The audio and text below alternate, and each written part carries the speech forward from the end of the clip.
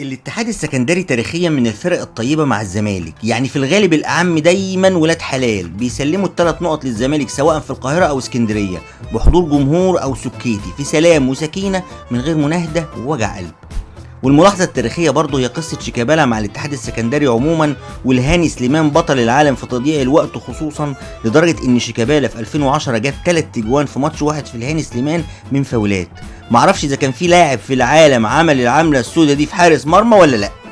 ويدور الزمن وتلف الايام والصغير يكبر واللي يروح يروح واللي يجي وبعد 6 سنين بيكررها تاني، لا تاني ايه، بيكررها لرابع مرة في الهاني سليمان في دور الثمانية لكاس مصر 2016. بالرهان من عمر وقال له تراهني ليه تاني مرة اضرب الراجل هو على قفاه. قال له رحمك. احمد قام ضرب الراجل على قفاه وقال له انا عارفك يا حامد، طول عمرك يا حامد تقول ان انت مش حامد، بس انت حامد يا حامد. الزمالك بيدخل مباراة النهاردة في المركز الخامس برصيد 25 نقطة من 7 انتصارات و4 تعادلات بمجموع 11 مباراة بلا أداء مقنع، في محاولة لكسر الظاهرة الزملكاوية الجديدة السنة دي وهي المشي على سطر ويسيب سطر، لأن في آخر 6 مباريات الزمالك شغال ماتش تعادل وماتش فوز. تعادل مع الإسماعيلي، فوز على المقاولين، تعادل مع دجلة، فوز على الداخلية، تعادل مع أسوان، فوز على بتروجيت. هي دي ميزة الزمالك، مسلي وكل يوم في جديد. الزمالك بيبدأ بتغييرين على التشكيل عن مباراة بتروجيت، إبراهيم مكان ريكو وباسم مكان مايوكا. بيبدأ المباراة بالشناوي، أسامة، علي الونش، ناصف، طارق ارتكاز قصاد إبراهيم ومعروف المفروض بوكس تو بوكس، شيكابالا وستانلي تحت باسم مرسي. الملاحظ على التشكيل مبدئيا فرق قليلة قوي في الدوري اللي تستحق ان الزمالك يلعب قصادها ب3 في نص الملعب، اكيد مش منهم الاتحاد، وال3 اللي الزمالك بيبدأ بيهم كلهم شبه بعض ومحدش فيهم عنده موهبة انه يوصل اي حد من ال3 المهاجمين للجون. وما عنديش اي تعليق على وجود معروف في التشكيل على حساب اي حد، لان اي حد هيكون عنده جديد يقدمه في مركز معروف حتى لو جنش.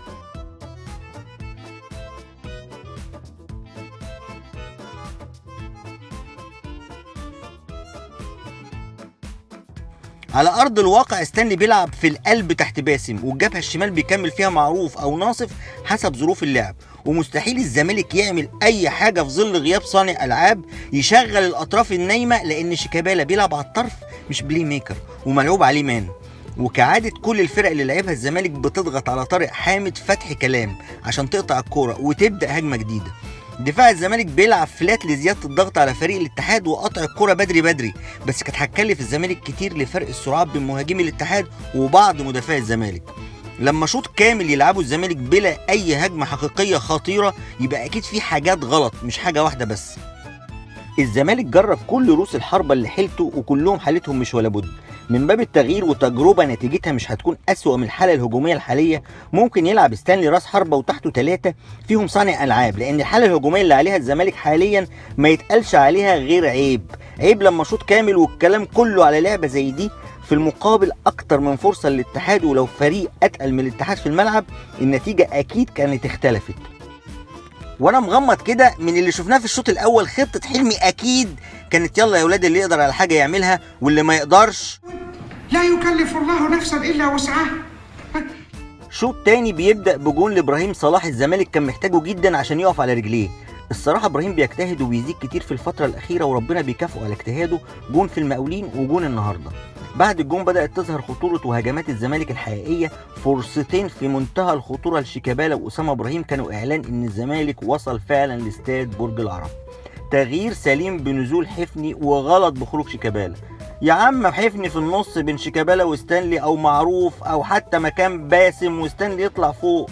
عموما حفني نزل فايق عن فترة غيبوبته الأخيرة وشغل كل اللي حواليه وكسب بلانتي، يعني المكنة أخيرا طلعت قماش وحفني رجع أخيرا من المغرب. بعد الجون التاني تحولت المباراة إلى مهرجان الفرص الضايعة برعاية أيمن حفني. الزمالك وفي ظل النقص العددي لفريق الاتحاد بعد ضربة الجزاء ضيع كمية فرص بعد الجون التاني ده قد الفرص اللي ضيعها من أول الدوري لغاية دلوقتي. انتشار وسرعه في التمرير ومزاج عالي وبال رايق من ايمن حفني انعكس على اداء اللي حواليه وشكل الفرقه ومزاج الجمهور اللي بيتفرج. الملاحظ على تغييرات محمد حلمي ان كل اللي نازلين صح وكل اللي طالعين غلط، يمكن كان عاوز يريح شيكابالا، بس على الاقل كان المفروض ستانلي يفضل في الملعب كراس حربه، لان بخروج باسم بقى فيه حفني ومحمد ابراهيم ورفعت تحت الفراغ اللي لو استمر مستوى مهاجمين الزمالك بالشكل ده هيكون صفقه الزمالك في الميركاتو الشتوي واللاعب رقم 30 في القايمه. نسكت؟ لو دي تيجي لازم نطلع نضرب تصريح نكهرب به الدنيا. ما هو ماتش الزمالك ما بينتهيش الا ببدايه الماتش اللي بعده، مش بيخلص بصفاره حكم زي الدنيا كلها. الا بالمناسبه لعيبه قله مرقات واتدلعت، ولا انت اخدت على الماتشات اللي من غير ولا فرصه؟